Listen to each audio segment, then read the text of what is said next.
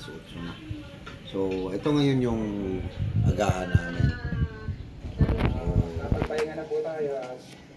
Kunti lang pero may kalusugan.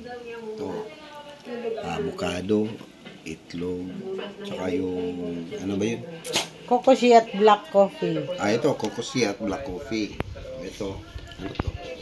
Ito, ano to? Lunaw. Lunaw. Lunaw. Galing na, Bigay ng kaibigan. galing sa kaibigan. Sure pa. Ito, tubig.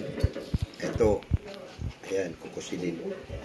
Ayan, TV.